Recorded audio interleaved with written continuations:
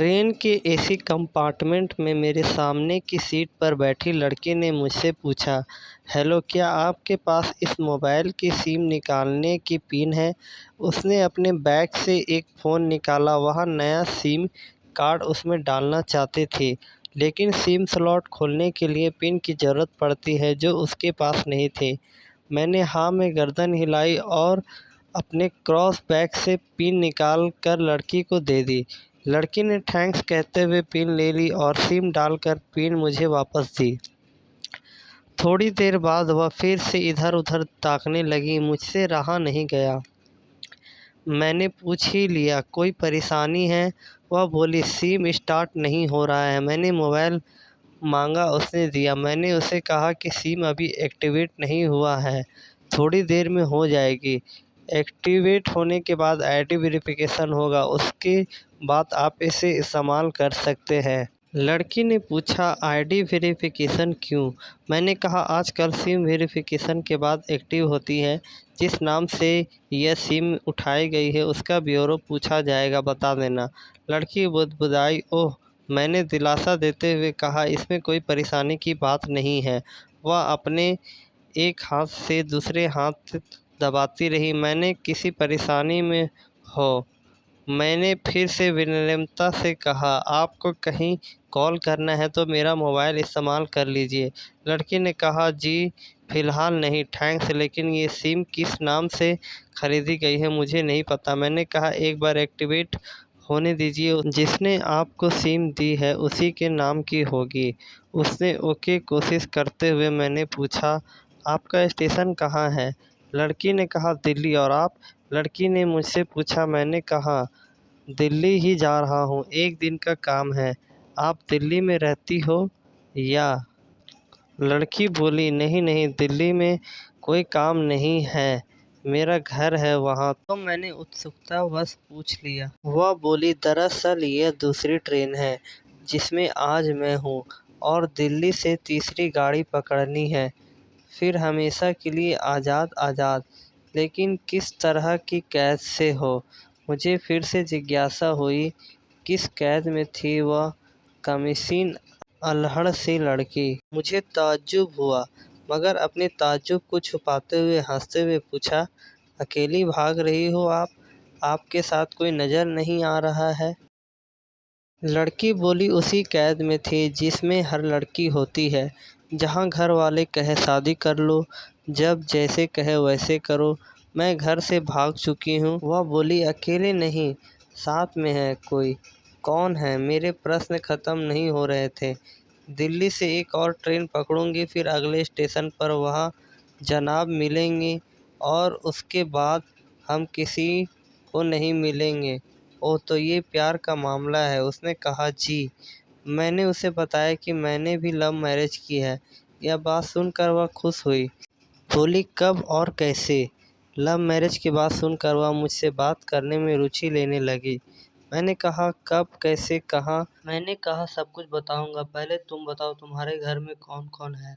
उसने होशियारी बरतते हुए कहा, वह मैं आपको क्या बताऊं, मेरे घर में कोई भी हो सकता है। मेरे पापा, माँ, भाई बहन, या हो सकते हैं भाई ना हो, सिर्फ बहन हो, या हो भी नहीं सकते हैं बहन 2 या 4। गुस्सा करने वाले बड़े भाई। मतलब मैं आपका नाम भी नहीं पूछ सकता? मैंने काउंटर मारा। वो बोली, कुछ भी नाम हो सकता है मेरा, टीना, मीना, रीना, कुछ भी। बहुत बातूनी लड़की थी वह। थोड़ी इधर उधर की बातें करने के बाद उसने मुझे टॉफ़ी दी, जैसे छोटे बच्चों को देते हैं। क्लास में बोली, आज मेरा बर्थडे है। मैंने उसकी हथेली से टॉफ़ी उठाते हुए बधाई दी और पूछा, कितने साल की हुई हो? वो बोली, 18। मतलब भागकर शादी करने की कानूनी उम्र हो गई है आपकी? वह हंसी। कुछ ही देर में काफ़ी फ्रैंक हो चुकी थी। हम दोनों जैसे बहुत पहले से जानते हो एक दूसरे को। मैंने उसे बताया, मेरी उम्र 35 साल है, यानी 17 साल बड़ा हूँ। उसने चुटकी लेते हुए कहा, लग तो नहीं रहे हो। मुझे मुस्कुरा दिया। मैंने उससे पूछा, तुम घर से भाग कर आई हो, तुम्हारे चेहरे पे चिंता का निशान जरा भी नहीं है। इतनी बेफिक्र मैंने पहली बार देखा। खुद की तारीफ सुनकर वह खुश हुई। बोली, मुझे उन जनाब ने, मेरे लवर ने पहले से ही समझा दिया था कि जब घर से निकलो तो बिल्कुल बिंदास रहना, घर वालों के बारे में बिल्कुल मत सोचना, बिल्कुल अपना मूड ख़राब मत करना, सिर्फ़ मेरे और हम दोनों के बारे में सोचना और मैं वही कर रही हूँ। मैंने फिर चुटकी ली और कहा, उसने तुम्हें मुझसे जाने-अनजाने मुसाफ़िर से दूर रहने की सलाह नहीं दी? उसने हँसकर जवाब दिया, नहीं, शायद वो भूल गया होगा, ये बताना। मैंने उसके प्रेमी की तारीफ़ करते हुए कहा, वैसे तुम्हारा बॉयफ्रेंड काफ़ी टैलेंटेड है, उसने किसी तरह से तुम्हें अकेले घर से रवाना किया, नई सिम का मोबाइल दिया, 3 ट्रेन बदलवाए ताकि कोई ट्रैक न कर सके। वह वेरी टैलेंटेड पर्सन है। लड़की ने हँसी भरी बोली, बहुत टैलेंटेड है वह, उसके जैसा कोई नहीं। मैंने उसे बताया कि मेरी शादी 10 साल हुई है, एक बेटी है 8 और एक बेटा है 1 साल का। देखो उनकी तस्वीर। मैंने फ़ोन पर बच्चे की तस्वीर दिखाकर उसके मुँह से निकल गया, सो क्यूट। मैंने उसे बताया कि ये जब पैदा हुई तब मैं कुवैत में था, एक मेट्रो कंपनी में बहुत अच्छी जॉब भी थी, मेरे बहुत अच्छी सैलरी थी। फिर कुछ महीने बाद मैं जॉब छोड़ दी और अपने ही कस्बे के काम करने लगा। लड़की ने पूछा, जॉब क्यों छोड़ी? मैंने कहा, बच्चे की पहली गोद, मेरी दुनिया मेरे हाथों में है। 30 दिन की छुट्टी पर घर आया था, जाना था लेकिन जा न सका। इधर बच्ची का बचपन खर्च होते रहे, इधर मैं पूरी दुनिया कमा लूँ तब भी घाटे का सौदा है। मेरे 2 टके की नौकरी, बचपन उसके लाखों का। उसने पूछा, क्या बीवी बच्चों के साथ नहीं ले जा सकते थे वहाँ? मैंने कहा, काफ़ी टेक्निकल मामलों से गुजर कर एक लंबे समय के बाद रख सकते हैं। उस वक्त मैं मुमकिन नहीं था, मुझे दोनों में से एक को चुनना था। इंसान रहन-सहन के साथ नौकरी या परिवार? मैंने परिवार चुना। अपनी बेटी को बड़ा होते देखने के लिए मैं कुवैत से वापस आ गया, लेकिन अपना इस्तीफ़ा देकर लौट आया। लड़की ने कहा, वेरी इम्प्रेस्ड। मैंने मुस्कुराते हुए खिड़की की तरफ देखने लगा।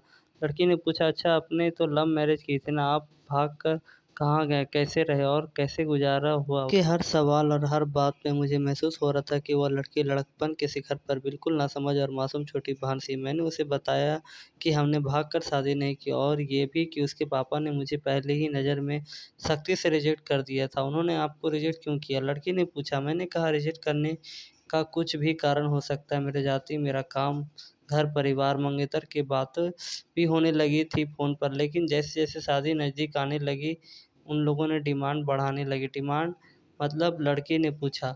डिमांड का एक ही मतलब होता है, दहेज का डिमांड। परिवार में सबको सोने के तोहफ़े दो, दूल्हे की लग्ज़री कार चाहिए, सास और ननद के नेकलेस दो, वगैरह-वगैरह। बोले, हमारे यहाँ रीत है। लड़का भी यही सी अदायगी का पक्षकार था। वह सगाई मैंने तुड़वा डाली। नहीं कि मेरी शादी उससे हो जाए, बल्कि ऐसे लालच लोगों को खुद कभी नहीं रह सकती थी। उसका परिवार फिर किसी तरह घरवाले को समझा-बुझा में आ गया और हमारी शादी हुई। ये सब किस्मत की बात थी। लड़की बोली, चलो अच्छा हुआ आप मिल गए, वरना वो गलत लोग में फँस जाती। मैंने कहा, ज़रूरी नहीं कि माता-पिता का फैसला हमेशा सही हो और यह भी ज़रूरी नहीं कि प्रेम जोड़ी पसंद हो, दोनों भी गलत या सही हो सकता है। काम की बात यह है कि कौन ज़्यादा वफ़ादार है। लड़की ने फिर से पानी का घूँट लिया और मैंने भी। लड़की ने तर्क दिया कि हमारा फ़ैसला गलत हो जाए तो कोई बात नहीं, उन्हें गाली नहीं होना चाहिए। मैंने कहा, फ़ैसला ऐसा हो जो दोनों का हो, बच्चे और माता-पिता दोनों की सहमति हो, सबसे सही है। बुरा मत मानना, मैं कहना चाहूँगा कि तुम्हारा फ़ैसला तुम दोनों का है, जिसमें तुम्हारे पेरेंट्स शामिल नहीं हैं, ना ही तुम्हें इश्क की असली मतलब पता है। अभी उसने पूछा, क्या है इश्क का सही अर्थ? मैंने कहा, तुम इश्क में हो तो तुम अपने सब कुछ छोड़ चली आई हो। यह सच्चा इश्क है, तुमने दिमाग पर जोर नहीं दिया, यह इश्क है। फ़ायदा नुकसान नहीं सोचा, ये इश्क है। तुम्हारा दिमाग दुनियादारी के फितूर से बिल्कुल खाली था। उस खाली जगह में इश्क का फितूर भर दिया गया। जिन जनाब ने इश्क को भरा, क्या वह इश्क में नहीं है? यानी तुम जिसके साथ जा रही हो वह इश्क में नहीं बल्कि होशियारी हीरोगिरी में है।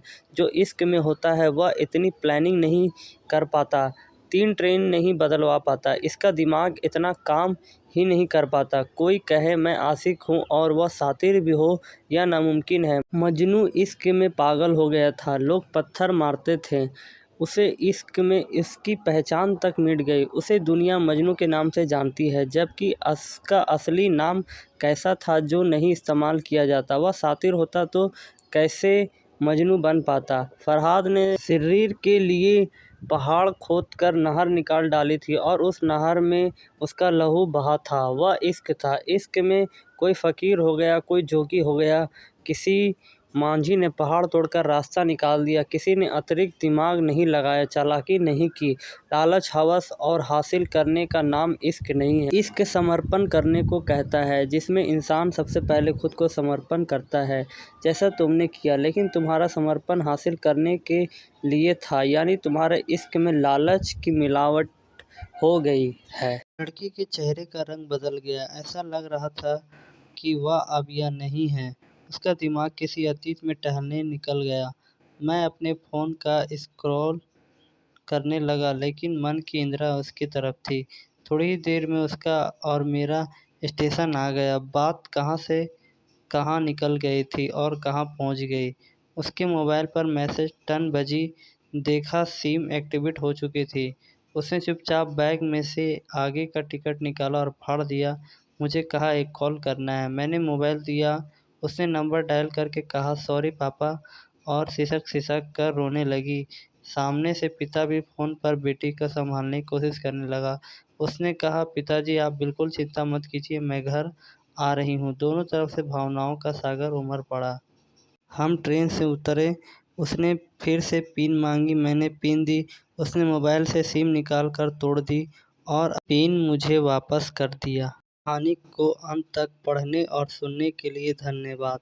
देश की सभी बेटियों को समर्पित मेरा दावा है, माता पिता से ज़्यादा तुम्हें दुनिया में कोई भी प्यार नहीं कर सकता। भाग कर शादी करने वाले पहले ये जान लें कि उसके घर और मोहल्ले वाले क्या सोचेंगे और किस तरीके की बातें करेंगे, किस तरीके से उनकी इज़्ज़तें नीलाम होंगी।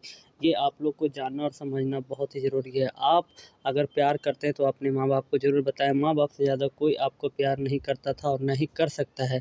जो लड़का लड़की अपने माँ बाप के नहीं होते, वो किसी और के कभी नहीं हो सकते और उनका अंजाम कभी भी जो है वो सही नहीं हो सकता, वो हमेशा बुरा ही अंजाम होगा।